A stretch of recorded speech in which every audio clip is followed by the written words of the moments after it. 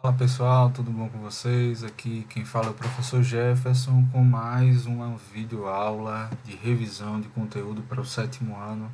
Agora nós vamos falar um tema bastante interessante que é a administração colonial portuguesa. Bem rápido, um resumão, só para a gente lembrar e arrasar lá naquele momento de avaliação, beleza? Então vamos junto. Nessa videoaula eu preferi usar algumas imagens para ilustrar o nosso conteúdo, tá certo? Então, vamos seguir. Gente, então, a administração colonial portuguesa, ela se inicia, obviamente, com a chegada dos portugueses à América, o território que hoje nós conhecemos como Brasil. Quando os portugueses chegam aqui, no contexto da expansão marítima europeia, que você já deve conhecer, e tem outra videoaula aqui também no canal para você, se você não lembra, lembrar. Quando eles chegam aqui, eles não vão se apossar da terra de uma maneira definitiva, de uma maneira organizada, de uma maneira sistemática. Eles vão criar pequenos núcleos de exploração. Eles estavam mais preocupados com uma outra colônia que eram as Índias. Dentro de um contexto de crise, né, do comércio com as Índias, e uma necessidade de ocupar aqui o território lá para a década de 1530 é que os portugueses vão se preocupar mesmo em ocupar esse território que nós veremos um pouco mais adiante. Mas durante esse período de 1500 a 1530, os historiadores chamam de período pré-colonial. E quais são as características desse período pré-colonial? Não existe uma ocupação organizada.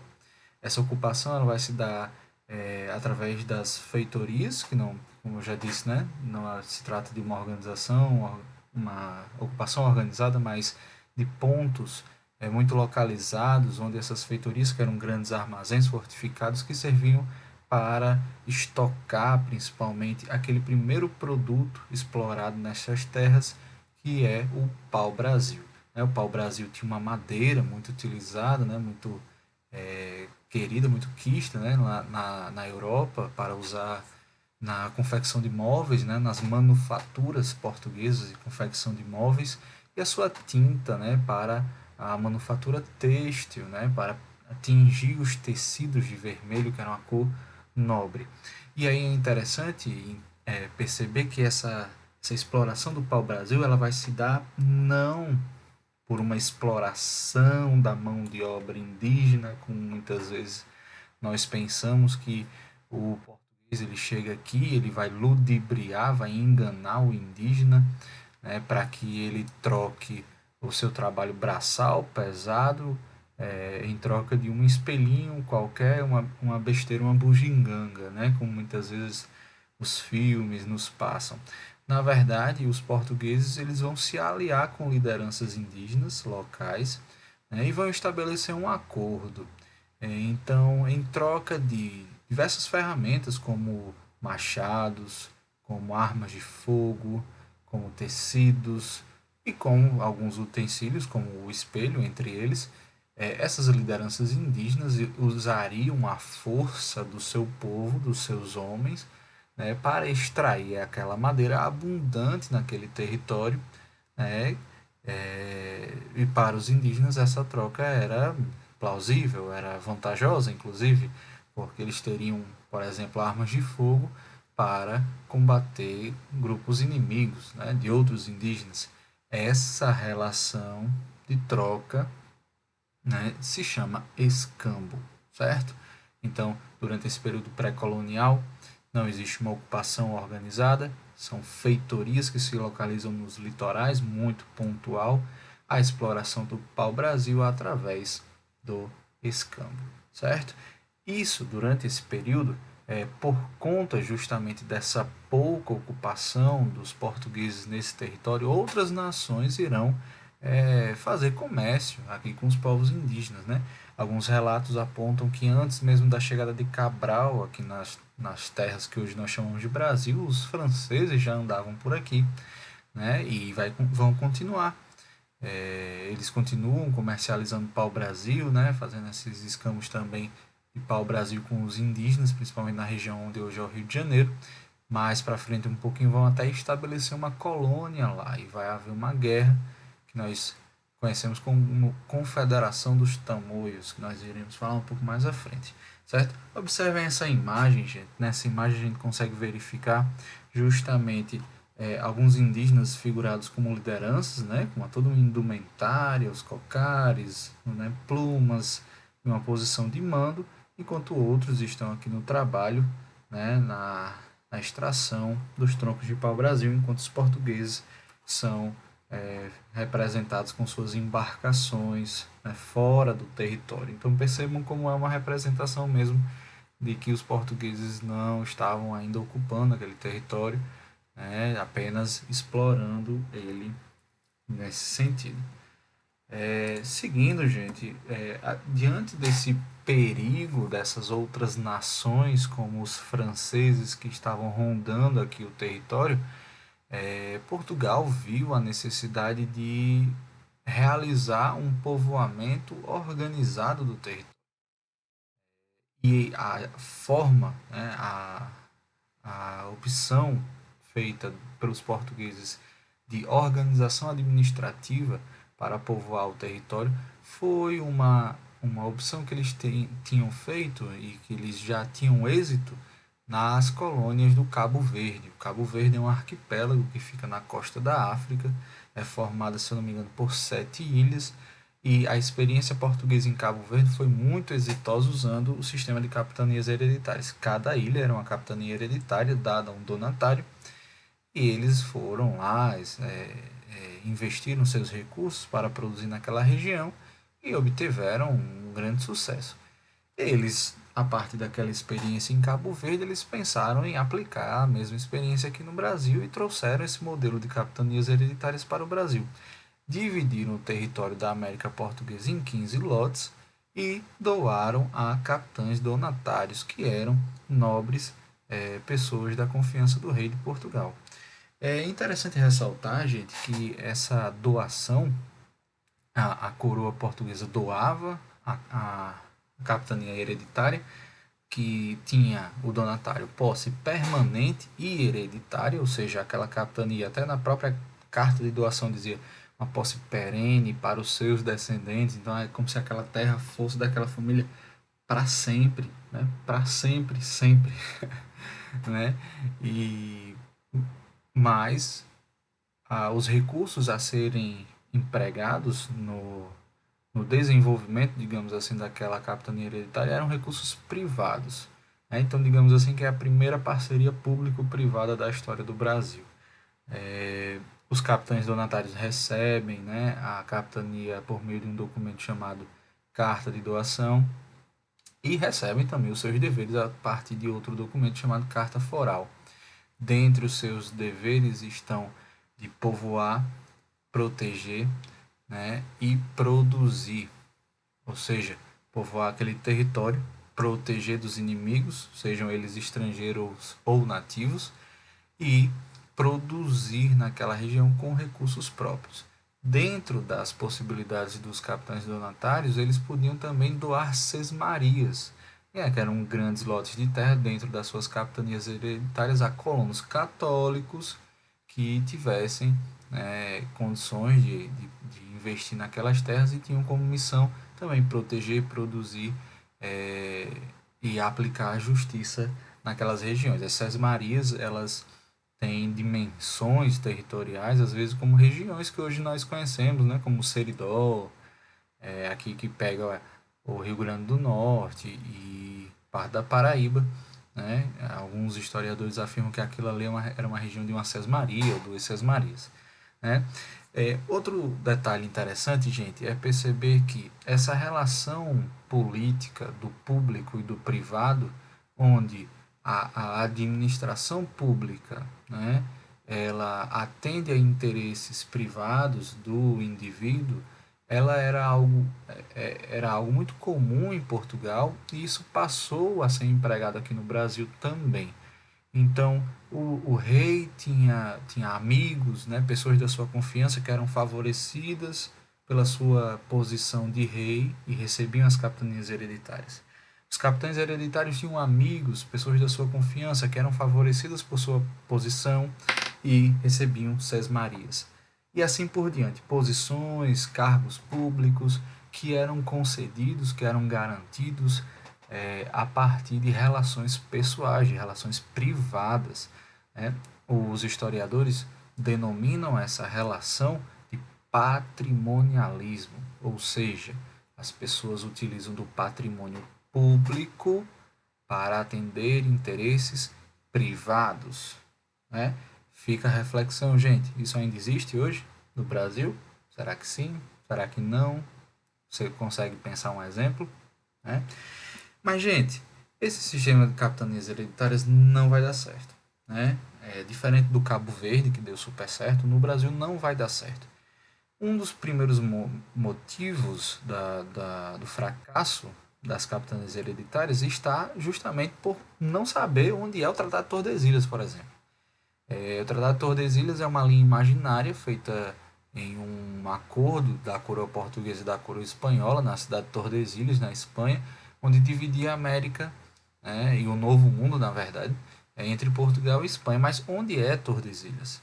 Se vocês observarem nesse mapa aqui, nós temos uma, duas, três, quatro, cinco, nove propostas, né, de onde é Tordesilhas. Todas essas propostas foram elaboradas por cartógrafos da época, né, do século XV ao século XVII, onde eles debatiam onde passava o Tratado de Tordesilhas. Então, quando você recebia uma capitania hereditária, dizia: olha, a sua terra é da costa do Atlântico, né, do oceano, até o Tratado de Tordesilhas, certo? Onde é o Tratado de Tordesilhas, né? Não se sabia, então não se conhecia o território. Eram terras extremamente vastas, isso era muito difícil de se povoar, proteger e produzir, né? A distância entre a colônia e a metrópole era muito grande. Isso fez com que muitos capitães donatários nem viessem para cá. Isso gerou também a falta de investimento e também associada à resistência brava de vários grupos indígenas. Então, esse conjunto de fatores fez com que o sistema de capitanias hereditárias no Brasil fracassasse, exceto duas capitanias, vocês sabem, né? São Vicente e Pernambuco. E por qual motivo, professor, elas prosperaram? Por causa do investimento no cultivo da cana-de-açúcar, né? E aí é muito importante a gente ressaltar o papel da Holanda, que lá na frente vai voltar nos empréstimos para a construção desses engenhos, certo? A Holanda, que começa a sua expansão marítima tardiamente, ela vai investir nas companhias de Índia, né? E os seus bancos, né, vão investir também em empréstimos, e a Holanda se beneficia muito da produção do açúcar aqui no Nordeste, onde ela refinava e distribuía esse açúcar produzido por Portugal aqui nas terras do Brasil. Lá na frente a gente vai ver que essa relação vai ser danificada e vai levar a uma invasão do território. Então, o sistema de capitanias hereditárias não dá certo no Brasil, pelos motivos que eu já falei, apenas Pernambuco e São Vicente vão conseguir prosperar, né, por causa do açúcar. E aí a coroa portuguesa ela vai adotar um novo sistema administrativo. Antes da gente chegar a esse novo sistema administrativo, vale a pena eu ressaltar uma questão, que é como se representa, né, a divisão das capitanias hereditárias. Como eu falei para vocês, a vasta extensão territorial lá para dentro do território, né, que eles não conseguiam conhecer tudo naquele momento, fez com que não fosse possível, né, o êxito. E muitas vezes a representação das capitanias hereditárias é aquele negócio bem retinho, né? Até o Tratado de Tordesilhas, como eu mostrei para vocês, eles não sabiam onde era, mas os mapas tudo bem direitinho, né? E nós temos aqui uma cartografia da época, né? Uma cartografia histórica que mostra bem interessante, né? Como é que era a divisão, né? Digamos assim, o Brasil conhecido, né? Nós temos aqui nessa parte litorânea, né? A gente vê a capitania do Pará, capitania do Maranhão, capitania de Ceará, Rio Grande, Paraíba e assim por diante, né? Aqui no litoral, as capitanias, né? Com suas divisões. E nessa região aqui, ó, Brasil Bárbaro, né? E aí vamos lembrar do que uma vez nós já estudamos, você já estudou, né? Quando estudou o Império Romano. Quem é o bárbaro? Bárbaro é o outro. Bárbaro é aquele que não sou eu. Bárbaro é aquele que não pertence à minha cultura. é o selvagem, né? Então, bárbaro surge lá no contexto do Império Romano, a todo aquele que não era romano, que não falava latim, e é trazido esse termo, né, para o Brasil colonial, bárbaro sendo aquele que não é civilizado, que não é cristão, que não fala português. É o indígena, né? Então esse Brasil bárbaro, esse Brasil desconhecido, chamado de sertão, onde habitam os selvagens, né? Que a gente vai ver mais na frente também. Então vejam essa representação das capitanias hereditárias bem diferente daquela tradicional que nós costumamos ver nos livros didáticos e que os historiadores hoje vão apontando como mais correta, né? Mais adequada para representar o território conhecido e ocupado pelos portugueses naquele primeiro momento da colonização. Aqui uma representação de um engenho de açúcar, né, de Pernambuco, vejam a estrutura dele, né, grande, com as moendas, a mão de obra escravizada, né, esses escravos trazidos, escravizados trazidos da África, enquanto na região de São Vicente se utilizou mais indígenas, né, escravizados, né. Nós temos aqui outra representação, né, de um engenho, esse engenho de São Vicente, um pouco menor, né? Aqui os pães de açúcar, observem, né?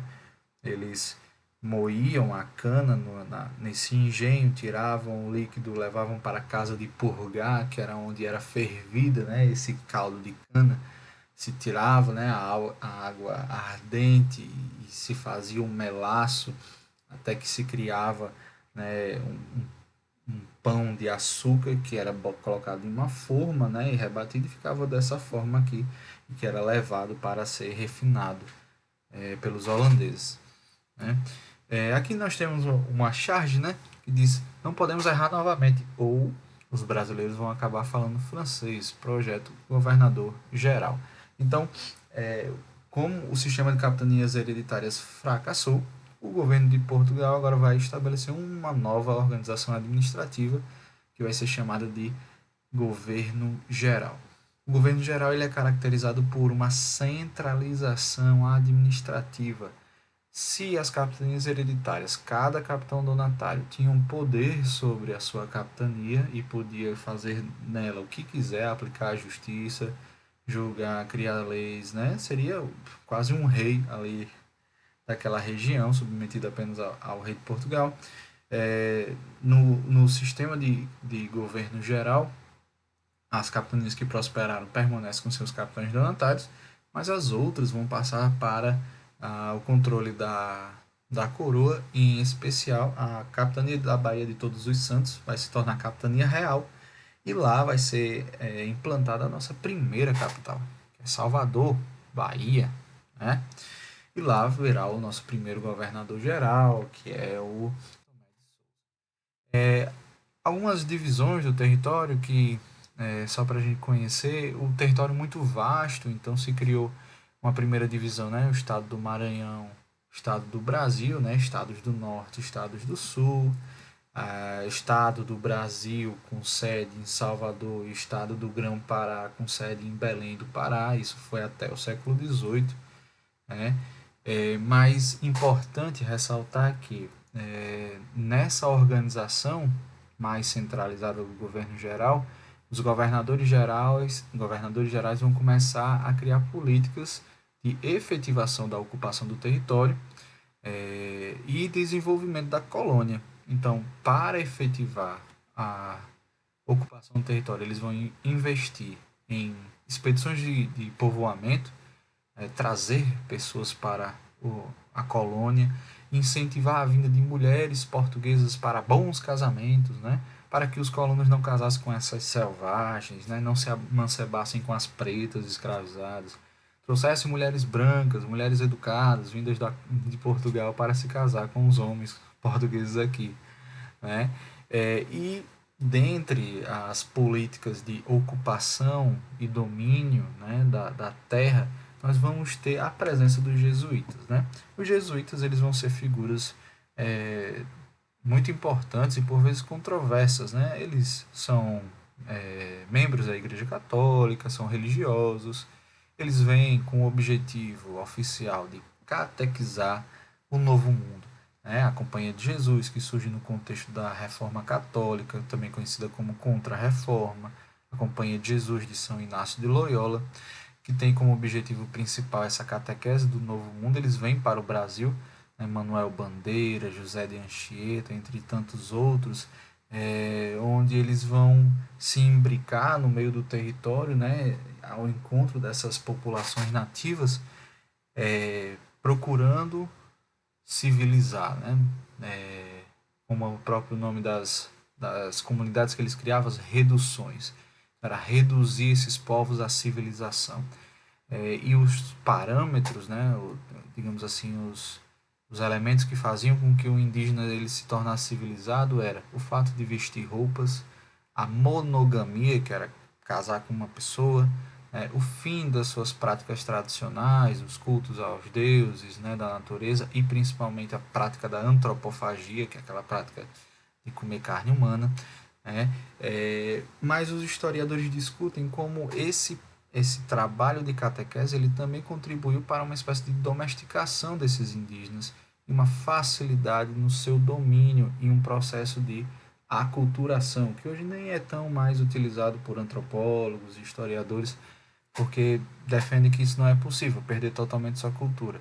Né? Mas, é, historicamente, a gente vai vendo que essas culturas indígenas, assim como as africanas também, elas vão sendo demonizadas, né? E esquecidas, digamos assim, e substituídas pela cultura cristã, que é uma cultura, querendo ou não, estrangeira. E se a gente vê aqui nessa imagem, né, a gente vê um padre jesuíta que é acompanhado por indígenas, alguns desnudos, outros vestidos, né, dentro de uma comunidade feita com casas de alvenaria. Então a gente percebe que não é uma comunidade indígena tradicional, é o que se chamava de missões jesuíticas. Ah, professor, e se uma comunidade indígena recusasse a catequese? Aí nós vamos entrar num elemento interessante. Existiam os índios mansos, que eram aqueles que estavam reduzidos, estavam civilizados, que tinham aceitado a catequese, e aqueles indígenas que não aceitavam a catequese, eles eram considerados índios bravos ou bárbaros. E esses indígenas que tinham negado a catequese podia ser aplicado a eles o que se chamava-se de guerra justa. Guerra justa era um conceito utilizado na época para a justificação da escravidão. Os indígenas, segundo um documento da Igreja Católica de 1537 chamado Sublimes Dei, não poderiam ser escravizados, exceto se fosse por meio de guerra justa. E para fazer guerra justa, ou era questão de defesa legítima, defesa, os indígenas atacaram primeiro, ou porque eles haveriam negado a catequese. E a escravidão seria uma forma de salvar as suas almas. Pois é, né? Salvar as suas almas. Dentro desse contexto de guerra justa, a gente vai ter alguns conflitos em que europeus, né, portugueses e indígenas vão se envolver, como a Guerra dos Tamoios, né, a Confederação dos Tamoios, que vai acontecer na região do Rio de Janeiro, que era um conflito ali entre portugueses e franceses. Né, os franceses estavam ali com uma colônia chamada França Antártica, e os portugueses queriam expulsar os franceses dali, e havia uma rixa entre os tamoios e os tupinambás, né, na verdade entre os tupiniquins e os tupinambás. Né, os portugueses vão se aliar aos tupiniquins, enquanto os franceses aos tupinambás. Já havia uma rixa interna, né, entre esses dois povos indígenas, que os portugueses e franceses também vão se associar nesse conflito. Então vai ser uma guerra intercontinental, né, onde inimigos históricos dos dois continentes vão se encontrar aqui e se matar. E outro exemplo de conflito, né, vai ser a chamada Guerra dos Bárbaros, que vai acontecer aqui no Rio Grande. Vai ser um conflito que vai durar 60 anos, e que vai resultar num total genocídio indígena nas nossas terras. É tanto que o conceito utilizado para aquele conflito era de guerra total. Então não era uma guerra justa para escravizar o indígena para salvar sua alma. Era não, era para matar mesmo, para conseguir o território e garantir a ocupação dos territórios, principalmente para a pecuária. Nós iremos estudar mais à frente.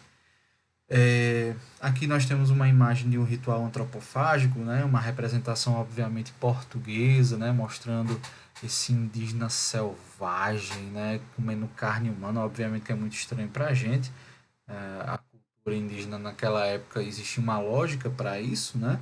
Que era a questão da absorção das virtudes daquele que estava sendo ingerido, comido, né? Obviamente os portugueses vão ver isso, não vão entender e vão achar isso uma coisa demoníaca, né? Imagina você chegar e ver um grupo indígena comendo uma pessoa, né? Dentro da cultura deles havia uma lógica, mas para os portugueses aquilo era totalmente sem lógica e havia um esforço, né, dos jesuítas em retirar, né, esse costume dos povos indígenas. Aqui nós temos uma outra representação, né, desses grupos indígenas se preparando para o conflito, simbolizando a Guerra dos Bárbaros. E aí a gente vai chegar ao finzinho do nosso capítulo, falando sobre a união das coroas ibéricas. Aqui nós temos uma imagem do rei de Portugal, Dom Sebastião. Dom Sebastião ele assume a coroa portuguesa aos 14 anos de idade, muito jovem, faz voto de castidade, então não tem filhos, e numa batalha contra os árabes ele morre, o seu corpo desaparece.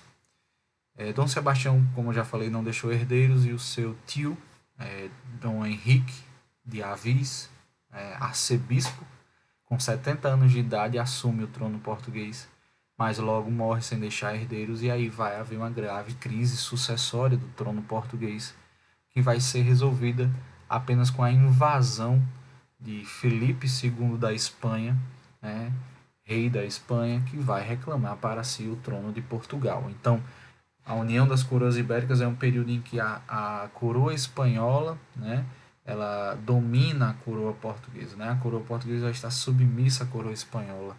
E a Espanha vai dominar também as colônias de Portugal. Um elemento interessante também é que, como o corpo de São Sebastião ele não é encontrado, vai começar a haver uma crença num eventual retorno de Sebastião, um retorno messiânico, né? Uma espécie de parousia política, né? Onde Sebastião voltaria e restauraria o Império Português. E é tanto que os reis de Portugal eles são pintados após Sebastião com a coroa sempre do lado, nunca sobre sua cabeça, justamente porque a coroa pertenceria a Sebastião, né? É, então, de 1580 a 1640, a Espanha dominava, né, tanto Portugal quanto as suas colônias. Dentro desse contexto, a Espanha tinha relações rompidas com a Holanda, pois aquela região dos Países Baixos pertencia à Espanha. E quando a Espanha passa a dominar as colônias portuguesas, como eu falei lá no início, que a Holanda tinha emprestado dinheiro para a instalação dos engenhos aqui no Nordeste, a Espanha vai romper essas relações econômicas entre o Brasil, né, colônia portuguesa, Portugal, e a Holanda. Então vai impedir que a Holanda possa refinar e distribuir esse açúcar produzido no Brasil. Como resposta a essa proibição, a Holanda vai organizar a Companhia das Índias Ocidentais, né, que era um grupo econômico, mas também militar, que vai ter como objetivo invadir essa região produtora de açúcar, apenas a região produtora de açúcar. E aí a gente vê através desse mapa as regiões ocupadas pelos holandeses. Os holandeses, a gente vai ver também nos próximos capítulos, né, vão ter uma administração pautada aí nesse investimento da produção do açúcar, e principalmente na região de Recife, que será ali o núcleo político desse nordeste holandês.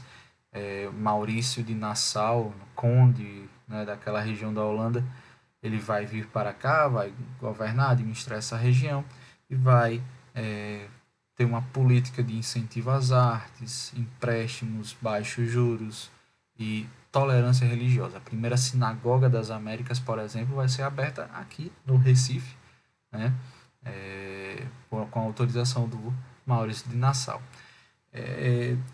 Posteriormente, os holandeses serão expulsos pelos portugueses, né, um evento chamado Insurreição Pernambucana e outras várias. Nós temos aqui o contexto do martírio de Cunhaú e Uruaçu, né, que está dentro desse contexto da expulsão dos holandeses.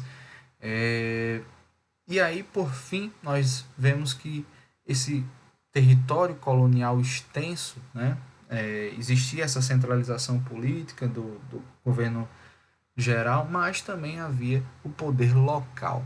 Né? Esse poder local ele era exercido através das câmaras municipais. E esses prédios eram chamados de casa de câmara e cadeia. Acima estava a câmara, onde ficavam os vereadores, né, e abaixo a cadeia, onde ficavam os bandidos. Então, a gente não vê muita diferença, estou brincando. Né? Mas é importante ressaltar que para você ser um membro dessa Câmara Municipal, né, era necessário que você fosse considerado um homem bom. Né? E o que era um homem bom? Um homem bom era um homem branco, né, com posses, católico, casado, e com posses. Né? Eu acho que eu já falei isso. Então percebam que esse exercício primário da cidadania na história do Brasil ele é muito limitado. Ele é masculino, ele é elitista, ele é branco, né? E percebe-se como não há, né, uma participação daquilo que é a maioria da população brasileira desde tempos muito iniciais. Certo, gente? Então é isso, espero que tenha ficado claro, tenha ajudado vocês aí nesse momento de estudos. Qualquer dúvida é só comentar aí. Valeu, tamo junto, até a próxima.